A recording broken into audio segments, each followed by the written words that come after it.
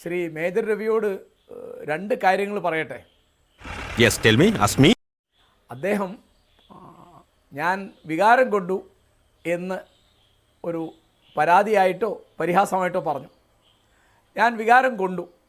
India മറ്റ് രാഷ്ട്രങ്ങളുടെ മുമ്പിൽ നാണം കെടുന്നതിനെപ്പറ്റി ഒരു ഇന്ത്യക്കാരൻ എന്നുള്ള നിലയ്ക്ക് എനിക്കൊരു വികാരമുണ്ട്. പിന്നെ ഞാൻ നീണ്ട 34 കൊല്ലം അധ്യാപകനായിരുന്നു. അപ്പോൾ വിദ്യാർത്ഥികളുടെ കാര്യം വരുമ്പോൾ എനിക്ക് സ്വാഭാവികമായിട്ടും വികാരം വരും. അത് ഒരു സഹജ പ്രകൃതിയാണ്. അതിനെപ്പറ്റി നാണിക്കാനൊന്നുമില്ല എന്നാണ് എൻ്റെ തീർപ്പ്. പിന്നെ അദ്ദേഹം പറഞ്ഞതായിട്ട് ഇപ്പം അദ്ദേഹം ആവർത്തിച്ചതായിട്ടും കണ്ടൊരു കാര്യം, ശ്രീ മോഹൻലാലിൻ്റെ മകള് വിസ്മയക്ക് രാഷ്ട്രീയം അറിഞ്ഞുകൂടാന്നാ. രാഷ്ട്രീയം എന്ന് പറയുന്നത് എന്താ? അത് ഒരാളുടെ നീതിബോധമാണ് രാഷ്ട്രീയം, വേറെ ഒന്നിൻ്റെ പേരല്ല. നിങ്ങൾ ഏത് പാർട്ടിയിൽ അംഗമാണ്, അല്ലെങ്കിൽ ഒരു പാർട്ടിയിൽ അംഗമാണോ, നിങ്ങൾ ഏത് കൊടി പിടിക്കുന്നു, ഏത് ചിഹ്നത്തിന് വോട്ട് ചെയ്യുന്നു, ഏത് നേതാവിന് സിന്ദാബാദ് വിളിക്കുന്നു, ഇതിനെ അല്ല രാഷ്ട്രീയം എന്ന് പറയാ. അത് പാർട്ടി കൂറാണ്, കക്ഷി രാഷ്ട്രീയമാണ്.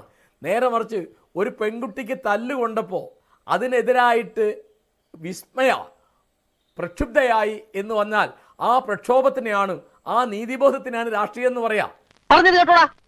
അത് വേറൊരു സാധനമല്ല. സത്യത്തിന് വേണ്ടി, നീതിക്ക് വേണ്ടി, അന്യായത്തിനെതിരായിട്ട്, അക്രമത്തിനെതിരായിട്ട് നമ്മൾ നിലപാടെടുക്കുന്നു, അതിനുവേണ്ടി നമ്മൾ സംസാരിക്കുന്നു, അല്ലെങ്കിൽ ജാഥ വിളിക്കുന്നു, അല്ലെങ്കിൽ ജാഥ വിളിക്കുന്നതല്ല എഴുതുന്നു, അല്ലെങ്കിൽ അതിനുവേണ്ടി. ഇതിനെയാണ് രാഷ്ട്രീയം അറിയാം വിസ്മയക്ക് എന്നുള്ളത് കൊണ്ടാണ് അവർ ഈ സമരത്തെ പിന്തുണയ്ക്കുന്നത്. പിന്നെ വിനുവിൻ്റെ ചോദ്യം എന്താണ്? വിനു ഒന്നുകൂടി ആവർത്തിക്കോ? ഞാൻ ഈ പുതിയ തലമുറയ്ക്ക് രാഷ്ട്രീയം അറിയില്ല എന്നൊക്കെ വിലപിച്ചിരുന്നവർക്കുള്ള ഒരു മറുപടി കൂടിയാണോ ദില്ലിയിലെ ഈ മുന്നേറ്റം? അതാണ് റൈറ്റ്.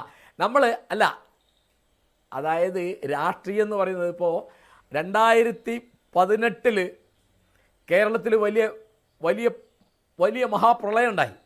ഈ സമയത്ത് നമ്മുടെ ചെറുപ്പക്കാർ കാണിച്ച സേവന മനസ്ഥിതി, അവർ കാണിച്ച സഹായ മനസ്ഥിതി, അവർ കാണിച്ച സാമൂഹ്യ പ്രതിബദ്ധത, അത് കണ്ടപ്പോഴാണ് നമ്മുടെ ചെറുപ്പക്കാർക്ക് ഈ അളവിൽ രാഷ്ട്രീയ ബോധമുണ്ട് എന്ന്. ഇപ്പോൾ എൻ്റെ കാര്യം ഞാൻ പറയാം, എനിക്ക് ഉത്തമ ബോധ്യമായത്. അങ്ങനെ വേറെ ഒരാൾക്ക് വേണ്ടി വിഷമിക്കാൻ, വേറെ ഒരാളുടെ പ്രശ്നം അവനവൻ്റെ പ്രശ്നമാണെന്ന് എടുക്കാൻ സാധിക്കുന്ന ഈ ബോധത്തെയാണ്, ഈ തന്മയീഭാവത്തെയാണ്, ഈ എമ്പതിയെയാണ് രാഷ്ട്രീയം എന്ന് പറയുന്നത്. അപ്പോൾ ചെറുപ്പക്കാർക്ക് രാഷ്ട്രീയമുണ്ട്. കാരണം അവർ വെയിൽ കൊണ്ടും തല്ലുകൊണ്ടും പോലീസിൻ്റെ അക്രമത്തിന് വിധേയരായും അവർ തെരുവിൽ കിടക്കുന്നു. ആർക്കു വേണ്ടി? അവരടക്കമുള്ള യുവാക്കളുടെയും വിദ്യാർത്ഥികളുടെയും ഭാവിക്ക് വേണ്ടി. എന്ന് പറഞ്ഞാൽ ഒരു ആലോചിച്ച് മനുഷ്യനോട് പറയാൻ കൊള്ളൂ, ഒരു പരീക്ഷ നടത്താൻ കൊള്ളാത്ത ഗവൺമെൻറ്റാണ് ഈ 145 കോടി ജനങ്ങളെ ഭരിക്കുന്നതെന്ന്. അപ്പോൾ ആ മന്ത്രി രാജിവെക്കണം എന്ന് പറയുന്നത് ന്യായമായ ഒരു കാര്യം മാത്രമല്ലേ? മുരളി മനോഹർ ജോഷിക്ക് മനസ്സിലാവുന്നുണ്ടല്ലോ.